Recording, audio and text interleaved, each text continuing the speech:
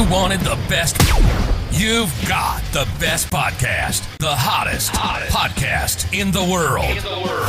The Chris Voss Show, the preeminent podcast with guests so smart you may experience serious brain bleed. The CEOs, authors, thought leaders, visionaries, and motivators.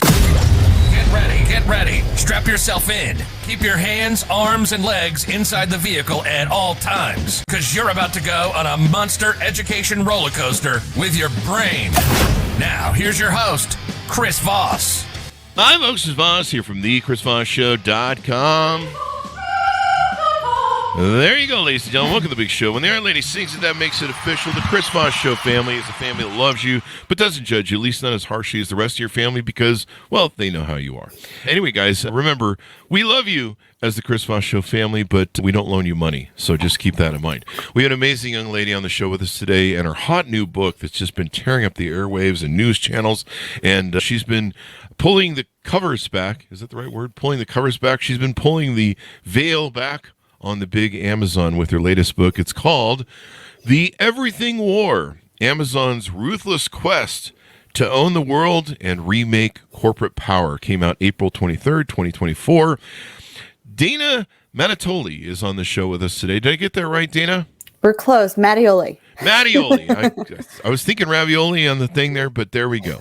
So she joins us on the show today. She's going to be talking about her hot new book and everything that goes into it and all that good stuff. She has been a reporter for the Wall Street Journal since 2006. She's written investigative pieces and front page stories about Amazon since 2019 and was a finalist for the Pulitzer Prize in Investigative Journalism for her work on Amazon. Her Amazon coverage has also received a 2021 Gerald Loeb Award for beat reporting. She went out and did some beating, punching, stuff like that. I don't know. Maybe that's what's going on. In 2021, she received the Wirt Prize, an award from the Women's Economic Roundtable that honors excellence in comprehensively reported business journalism for her Amazon investigations, and received a front page award for her Amazon coverage. And I don't know, Dana, are you getting any Christmas cards from Jeff Bezos on Unlikely holidays? So welcome to the show, Dana. How are you? I'm great. Thank you for having me. There you go. Thank you for coming. Congratulations on the new book and all the accolades. Give us your .coms, any place on the internet you want people to find you. Oh, okay. So I'm a reporter at the Wall Street Journal, so you can follow me there. I'm on Twitter at Dana Mattioli and on LinkedIn under the same name. The Wall Street Journal, is this a local paper or something? Yeah, it's a small regional. Small 200-year-old regional. So give us a 30,000 overview, if you would, please, of your new book. Yeah, so The Everything War tracks Amazon's rise from this garage startup to one of the most dominant and feared companies in corporate America. Wow. It tracks the tactics that this company used to crush all competition in its path and become, one of the biggest companies across many industries, not just retail, and the effects of that on society, on competition, business, small business, communities. There you go. And what made you focus on, what was going on with Amazon? Show me on the doll where Amazon hurt you. So I was the Wall Street Journal's mergers and acquisitions reporter for 6 years. I loved that job. And it was a high adrenaline job where I got to break news on which companies were getting acquired. And over the course of that time, it started with all the retailers being nervous about Amazon. And, when I started on that job, by the time I left, there was not a boardroom in corporate America where they were not Amazon-proofing their business, where they were not worried about Jeff Bezos coming in, stealing their lunch. Amazon-proofing? Yeah, they even called it that. They deployed stupid mergers to try to insulate themselves from this giant. And it occurred to me that, the logistics companies, the healthcare companies, everyone was nervous about this one company, and no one understood how they always seemed to win, how they were crushing the competition. And it was this black box. And I really wanted to get inside of it and learn exactly what was going on. And, over the course of reporting out this book, my reporting for the Wall Street Journal, I learned that Amazon often had its fingers on the scale. And that's why they're winning so much. And that's, they were doing some things behind the scene that were either unethical or definitely anti-competitive. And that resulted in this historic Federal Trade Commission lawsuit against them that they called the company a monopoly, and it could result in its breakup. And is it still ongoing, that lawsuit? That is ongoing. It will go to trial in 2026, and that could have lasting repercussions for this company. Definitely. I mean, Amazon has been a juggernaut in the way they've risen. Hey, have we Amazon proof the Chris Voss Show podcast? They're in podcasting. Oh crap! We're on Audible, and Amazon I know is for my book, and the podcast is on there too. Plug. Anyway, so tell us a little bit about yourself. How did you grow up? What got you into investigative journalism and interested in that? Came from a finance family, and I knew I did not want to do that. And I was a very curious child. I loved to read. I loved to ask really nosy questions. And, that sort of led me down this path. I as far back as when I was 8 years old, I wanted to be an investigative journalist. And I got my dream job out of college at the Wall Street Journal, and I've been there for 18 years since, and had this front row seat to, business news and finance news and getting inside companies and, being paid to learn and be curious. Wow. So I remember in the 80s when I was growing up and I was studying to be a stockbroker. And of course, don't become a stockbroker right before and pass your test right before Black Monday. Was it Black Monday? Yeah. Not great timing. Not a great time. My sponsor was like, yeah, we're not hiring you now. But I remember back then they would do, what was the proofing that they would do? They would do proofing against mergers and acquisitions and corporate buyout corporate raiders. That's what it was. Activist investors, yeah. Yeah. And so you had, I forget the names. They're still around today. But Carl Icahn. Yep. Carl Icahn. Yeah. All those guys. He's in the book. Yep. There you go. And, you would proof and you take these poison pills to try and, I guess, dead up the company or make the company unacquisitionable or something. Yeah. And so you had all this stuff, but, that's the first time I've heard that term, Amazon proofing, where you have to, make sure that Amazon can't get to you and destroy you, I guess. Yeah, it's funny you bring up the activist investors because Jeff Bezos spun up this massive conglomerate right at the very time when conglomerates went totally out of fashion in America. The activist investors came along and said, General Electric, why are you, a TV studio, an airplane maker, a curling iron maker, a healthcare company? Pick one thing and do it well. Same thing happened to Honeywell, United Technologies, ITT, and they were all told to dismantle. And that's what happened. And then Jeff began spinning up his conglomerate at the very same time. But his worked. His secret sauce is that Amazon is this giant octopus with very many tentacles that are the market leaders in, 40% of e-commerce is on Amazon, world's biggest cloud computing company, third biggest digital advertiser, biggest deliverer of parcels in the US, healthcare, everything. I mean, in all these areas. And they're able to use those tentacles to strangle competition, to force their terms. And it's really worked for Amazon, and the activists haven't come knocking. And probably they couldn't be acquired because for so long, they were like 20 years, they were like negative balance sheet, right? Because they were throwing all their money into growing the company. I mean, one of the reasons that Amazon even exists today is because Jeff Bezos convinced Wall Street that you're not going to judge us based on profits. Yeah. They had this long runway for years. They had losses, and all of its competitors, Macy's, Saks Fifth Avenue, Linens and Things, had to manage to Wall Street quarter to quarter and couldn't play catch up. They couldn't. There's a scene in the book that I love. I spoke with the CEO of Linens and Things in the 1990s, 2000, and they said, did you just not believe in e-commerce? Why were you so far behind? And he was like, Dana, I had to manage to my shareholders. He said, I went to my board of directors and said, we need $100 million to have a logistics business to ship stuff to consumers online. And they said that we can't do that. Our stock will tank. We have to manage our earnings. You could have 25 million. And he said, that's not enough. So all these companies had that same conversation in their boardrooms and couldn't get the buy-in. And it created this delta that just expanded between Amazon and everyone else because they didn't have to show profits for very many years. And Bezos had the vision to, like, all these guys are not going to play the same game I am. No, and if you remember, they even hosted a lot of their competitors' online commerce. Toys R Us, Borders, all used Amazon to fulfill their orders and gave them all their customer data, which was like the death knell for a lot of companies. And it became, what's that term, showrooming, where basically people go to Best Buy and other companies to see the product in physical form, and then check it out, see if they really want to buy it, and then they would order it on Amazon. 60% of all product searches in the U.S. don't occur on Google; they occur on Amazon. Wow, it's kind of remarkable. I mean, if Amazon ever starts a search engine, it is a search engine, arguably. Technically, yes, you are correct. Wow, that just hit me like a pile of bricks. Yeah, it is. Yeah, it is, because I don't bother searching for products I want to buy on Google. I go right to Amazon, and then of course the reviews are a big impact to that. But And your book's on Amazon too, as well. By the way, it is. So It's on there. pick it up there wherever fine books are sold, folks. So there's some great. You have a ton of great stories in the book. Of course, I've heard some of your media. Give us a couple tease outs of some of the examples that you found.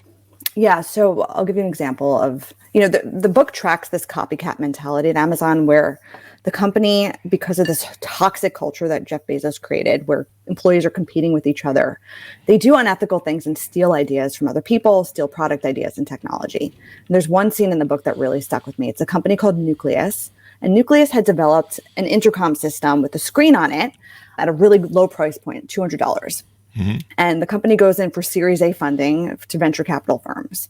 And it meets with a bunch of traditional VCs, but Amazon also has a venture capital firm, which presents this weird dichotomy because it's a VC fund, but it also is like one of the biggest corporate titans in business history with competing products. So they get a Series A funding and Amazon is part of it. And some of the investors are worried about that. They're like, is this like letting a fox into the henhouse? Amazon competes with this product too. So they get assurances from Amazon that they're not developing anything similar, that they could be open. And Amazon gets a board seat at Nucleus. It sees all of its latest proprietary technology, customer roadmaps, everything else. And 8 months later, the CEO of Nucleus gets a phone call from someone very senior at Alexa that says, hey, I'm really sorry. You're not going to press release tomorrow. And the CEOs, what do you mean? And they say, we're announcing an Alexa with a screen on it that does all the things that Nucleus does. And this, I had more examples that could even fit in the book of that very dynamic playing out. And it crushed this company. Home Depot, Best Buy, all of its vendors dropped them. Wow. And that just happens time and time again. And I learned that Amazon even has a legal protection in place to do this. In their NDAs, they have something called a residuals clause that says that anyone at Amazon in these meetings with other CEOs, founders that are divulging all their secrets in confidence and their roadmaps in confidence, anyone in that meeting could use whatever is retained in their memory without penalty. And that's how it happens. So you think you're safe going in with an NDA or signing an NDA or something along those lines. Mm-hmm. I know like VCs won't sign NDAs because they get so many ideas, but it's a great thing. But so Amazon's basically set up to where you go tell them your whole business model, how it works. You give them your all your meat and potatoes of your plan and everything you built for all these years, and they go, "That's cute. Well, somebody work on that." And they just take it over. I noticed when Amazon started coming out with their own line of products that were like, you would think of them as maybe the generic brand, like when you're in Albertsons, there's like an Albertsons private brand. Yeah, private brand. And I remember when they were coming out with them, and I would notice that Amazon would tag them as, I forget what the option is called. It's like the preferred brand or what everyone buys. Sponsored, preferred brand. Yep. And you're like, wait, your brand is the preferred brand now? Mm-hmm. There's a lot of self-preferencing we learned about in this book. I spoke to 600 people, including some of Jeff Bezos' top reports, 17 of them. 5 board members had hundreds of pages of internal documents, and it's not accidental that happens. There's a ton of self-preferencing that goes on. There's a lot of spying that they do on the competition, on their sellers, and it's just a really fascinating dynamic and something I'd never seen in 18 years of covering corporate America. I'd never seen a company compete like this. And there's a reason that, regulators around the world have said that maybe this is a monopoly. Yeah. I would say it is. You've seen so many of the companies they put out of business that I know about. You've detailed more of the littler companies, but what is there? Bed Bath & Beyond, all the different retailers have been hurt. You go to Best Buy to showroom. I might do that, and there's nothing there anymore, really. It's like you almost have to go to their website to see anything. Like anytime I go into Best Buy, it feels like the shelves are like a ghost town some of the time. Yeah, I agree. I spoke to a lot of those CEOs that have filed for bankruptcy of the big public companies. And some of them didn't want to go on the record, but so many of them told me that behind the scenes, Amazon's fingerprints were all over their bankruptcy filings, like if not for Amazon. And then if you go to the other end of the spectrum is the small business side, in just a decade between 2007 and 2017, 40% of the U.S.'s small retailers, toy stores, bookstores closed. And, that has lasting effects on local communities and employment and sales tax collection and, just the way that societies function. So it kind of hits at both ends. Yeah. We had the CEO of Best Buy, but I think he was one or two CEOs back. He had a book that we interviewed him on. Hubert Joly. I think so. I think that was his name. And so it was kind of interesting to talk to him, but it seemed like, he was claiming they competed with it. Yeah, it was Hubert Joly, the Heart of Business book that he did. And he seemed to think that they had competed well with them. And I remember sitting there going the whole time, I don't know, man, I've been in your store. Andrew, I can't do that last name, bought a hard copy, would love to get it signed. I'll get you a ticket to Future September 5th, whatever that is, advertisement. I'm happy to sign any book copies if you send me the receipt to my email account, and I will mail you a signed book plate. There you go. Dana.Mattioli@gmail.com. There you go. We got everybody taken care of there. And it looks like Andrew's coming from LinkedIn, or he's got a LinkedIn account. So reach out to her there, send the email. So, yeah, it was really interesting that they can just sit in these boardrooms, have everybody come tell you the secret sauce, and it's quite amazing. And then they just go ahead and they just make a product. It doesn't seem like they're, it doesn't seem, it seems like they just want to dominate everything. Is there any things that they won't touch? I'm glad you brought that up, because there's a scene in the book that I think encapsulates Bezos's worldview. It's 2006. Amazon's, a $19 billion company. It's in some areas like books and widgets and toys, but it's not an apparel maker. And, the apparel industry was very snobby about them. There's this big gala in New York City where all the top CEOs go, and in walks Jeff Bezos, which he doesn't, one of these things is not like the other. And one of my sources sees him at the bar and he says, what are you doing here? And Jeff tells him, your margin is my opportunity. And that applied not just to retail, not just to apparel, but to everything. I spoke to one of Amazon's earliest CFOs for the book. And this is back when Amazon couldn't turn a profit. They were really more fledgling. And he said, even back then, the senior team under Jeff viewed their total addressable market, how big they could be, as anyone else's margins. And that was the vision from day one. And what you've seen now is that's really played out. Andy Jassy, the current CEO, has been telling his deputies that Amazon could be a $10 trillion company in the next decade. It's $2 trillion now. So just think about all the areas that they see room to grow. Healthcare, logistics, Hollywood studio, all of these areas. Space is something they're getting into, grocery. They're really hard to avoid in a lot of ways. Yeah. And getting harder as it goes. What was that term you said? He said your profit margin is my opportunity. Your margin is my opportunity. And then if you flash back, I have the guest list for that gala for that year, and it reads like a bankruptcy docket now. It's like linens and things, Models, and Circuit City. This guy's like the Grim fucking Reaper showing up and dropping that line. But this is capitalism. Maybe, I don't know. Is it truly capitalism? From your research, your opinion, do you feel it's a monopoly? Maybe. Well, it's not really, I wanted to present the facts to the readers. And like you said at the beginning, the veil on how this company operated. It wasn't predestined to be this successful. It did things along the way. And I think when you look at what the regulators have said, and, in the US with the FTC, but also in lots of other countries have looked into Amazon's business behavior. And they say that Amazon does not compete fairly. And that there are tactics that they are deploying that are hurting even shoppers. The crux of the FTC lawsuit is that Amazon has so much power on the third-party sellers on its website. 60% of things sold on Amazon's website are third-party sellers.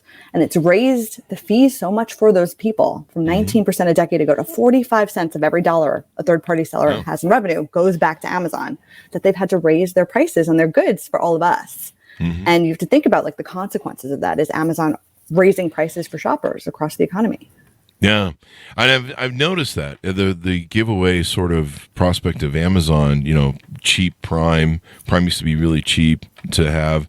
I was an Amazon seller for 15 years or something, and we didn't sell a lot of stuff, but we just sold. We got a lot of review products that came from companies, so we'd offload them, and it was kind of like an eBay over there. It was actually more stable than eBay, but the return. Sort of a bunch of return scammers showed up for that thing. I've got one friend that runs a big Amazon. He's got warehouses and all that stuff, and he tries to do that. But the return thing has killed him. The costs have increased, have killed him, have hurt him. And it's really interesting how they've just become this juggernaut. And now, it used to be you could order Prime and you get the next day or the same day. Now it's going to be there in 2 or 3 days, unless you want to pay extra. And it's just you can feel the vice closing on you at this point, I think, even as a consumer. Yeah, it's kind of a traditional monopoly sort of setup where at the beginning, the monopolies might undercut pricing and, you put other people out of business and you get like a core base of users. And then once you get to this perch where you're the top dog and there's less competition, you could change the terms. You can make it a lesser product or a shittier experience and people will stay. And the FTC suit says that. It says, you're bombarded by ads now when you go on amazon.com. That's not a great experience. Irrelevant ads in lots of ways, but they're able to do that. They just added advertisements to Amazon Prime Video. And if you don't want those ads, you got to pay more. Yeah, exactly. I was really insulted by that. I was like, a lot of people what were. the hell? But it kind of shows that, once you become a monopoly, you could charge what's called monopoly rent. And you can get extra terms and people will still stay because there's fewer places to go. I want monopoly. I want to be able to charge monopoly. We charge monopoly rent on the show. So, yeah. So you exposed a lot of this stuff. Was this kind of common knowledge going on among boardrooms in corporate America, and you kind of helped pull the thing back on it, the curtain back on it? No, I mean, the fear was very common in corporate America. The tactics were not well known. Amazon is a purposely secretive company. Everyone that works there, anyone that interacts with them has an NDA. So lots of people didn't want to talk to me at first. And that's why I wanted to get all these internal documents and really paint a picture of the true nature of how this company has gotten to this perch in corporate America, how it competes. Wow. So that's all exclusive. Wow. And you got them to talk, though. Some of them. So a lot of them, yeah. Yeah. What do you see the future? Is the FTC going to have any teeth? I mean, usually these things end silly. I watched I watched the monopoly fight over Microsoft for go on for 5 or 10 years or something, and then eventually you're just like, I don't know, they paid a fine or some crap. Yeah, it was a slap on the wrist. A lot of people thought, yeah. And no one cares about Edge or whatever the hell it used to be called, that Internet Explorer. Was that what it was? No. It was Internet Explorer. Yeah. Their browser that was the big argument, and then it became Edge, and still no one cares about it. If I ever meet someone who uses it, I'll be like, seriously? It's like when you meet those people who have a Yahoo or Gmail or AOL, not Gmail, AOL or Yahoo or emails. You're like, you're one of those people, aren't you? So I'm judging you harshly. As we go out, any final stories, tease outs you want to take and do as we go out? Yeah, I would say, just to tease the book a little bit, I mean, the book will unveil how Amazon partakes in business practices with real victims, where it is spying on its own third-party sellers to create its own designs and put them out of business, where it is threatening predatory pricing against competitors that won't sell to them. And it's benefiting from things like selling dangerous products, selling carbon monoxide detectors that don't detect carbon monoxide, but saying that they're customer obsessed, even though they're selling things that could literally harm you. So the book's pretty expansive, but I think anyone who reads it will have a really good primer on how Amazon, wound up in this hot seat with the federal government, and a really good inside look into how Amazon and Jeff Bezos competes. You mean billionaires don't really care about us? Jeez. Who knew? Is there anything that you saw in writing the book that, what consumers do? Can consumers hold the power? I mean, if they want to, I watch Walmart change from, not having a lot of healthy foods and organic stuff to where they changed to organic because the consumer used the power of their purse. What can consumers do to?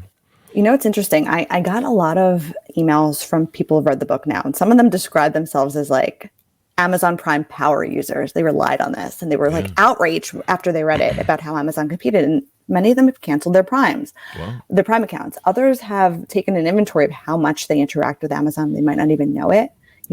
Amazon underpins a lot of technology and companies, even the CIA with their Amazon Web Services business. Really?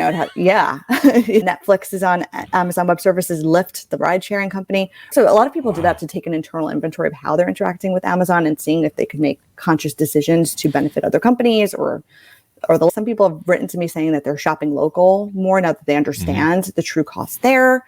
Yeah. So it really depends on what your concerns are and how to address them. But there's definitely ways that anyone could make tweaks that would help combat some of that. There you go. And I mean, in Main Street, I remember watching in the 80s, Main Street just get disabled. And of course, part of that was watching the middle class get disabled. I'm still waiting for my Ronald Reagan trickle-down economic check. And so I watched the dissolving of all of that through the 80s, the Michael Milken era, the Ivan Biosky greed is good era. And I kind of thought it's kind of stopped there for a while. Maybe it balanced out, but no, it just seems like with Amazon and even Walmart companies, where you have employees working on welfare, and it's just quite extraordinary how capitalism, I believe in capitalism. I'm an entrepreneur. I've always have been since 18, but I do believe that entrepreneurism needs some checks and balances. There's technically that's what the monopoly laws were originally for, but it doesn't seem like, with Citizens United and other SCOTUS right-wing rulings over the past years, it's basically, hey, you can buy a politician if you're a company. It's really easy just to do whatever you want. I'm glad you brought that up because there's a big part of the book, the whole second chunk of it, is about Amazon lobbying in D.C. And they went from having no presence there, spending no money there, and then a few years later having thousands of people working on PR and government relations and lobbying for them. And now, I think the last time I checked, they spend more than any other company in the U.S. other than Facebook on lobbying. So think about that. That influence game is so powerful. And it's very hard to even substantiate what goes on behind the scenes there and how important that is for a company like Amazon. Oh, yeah. And they may beat that whole FTC thing in the long run, I guess, technically. Or they just pay a fine. That seems to be what everyone ends up in those things. It's more like I almost look at those things as more like a fine shakedown sort of thing. When the EU does stuff, although every now and then the EU stuff will usually lock in some serious changes. But even then there's not much teeth you have when America is the biggest market. I will say, my antitrust experts that I spoke to for the book, they wonder, even if the FTC is successful here and there's a breakup of the company, is it too little too late? Do you get a Standard Oil problem where in 1911 the government breaks up Standard Oil? And John Rockefeller fought that. He did not want that to happen. It was the best thing that ever happened to him because after the breakup, each of the disparate pieces quadrupled in stock market value in like a year. And he became even more wealthy. And they were already so big to fail, too big to fail. And maybe that's what happens to Amazon. Yeah. It's like the original Bell telephone. And that worked out better, I think, after they broke up. And, you had Cincinnati Bell and you had all the different bells running around there. I think one of them eventually became AT&T, didn't it? That's right. Yeah. Wow, I still remember. I'm old. So there you go. It's been fun to have you on the show. Give us a final pitch out as we go out, where people can find you on the interwebs, where they can pick up the book, et cetera, et cetera. Yeah, I am on LinkedIn at Dana Mattioli, same as on Twitter at Dana Mattioli, and on the Wall Street Journal. You can follow me there. And the book is sold wherever books are sold, including Amazon, but go get it at your local bookshop if they have it, or Barnes & Noble. I spoke to a lot of those types for my book, and they could use the business. Yeah, local bookshops are fun to go into. It's kind of, I like it because it's like when you used to go into the record store. Remember, you used to spend 4 hours going in the record store and you just peruse albums, and it'd just be like a day thing. Yep. You can do that with books. And what's really cool is I like to get some of my favorite books, like some of the Stoic books, and I'll go get like old copies of them. And I don't know why, I just like it. Yeah. And also, if anyone buys the book today, send me the receipt to dana.mattioli@gmail.com and I will get you a signed book plate for it. There you go. Will you sign my Audible copy? I'll work on that. I heard it on Amazon, or on Audible. On Amazon. It was on Amazon, yeah. That's ironic in some way. Thank you very much, Dana, for coming on the show. We really appreciate it. Thanks for having me. There you go. And thanks to our audience for tuning in. Order up the book wherever fine books are sold. The Everything War, Amazon's Ruthless Quest to Own the World and Remake Corporate Power, out now April 23rd, 2024. Be good to each other, folks. Stay safe, and we'll see you guys next time. And that should have us out.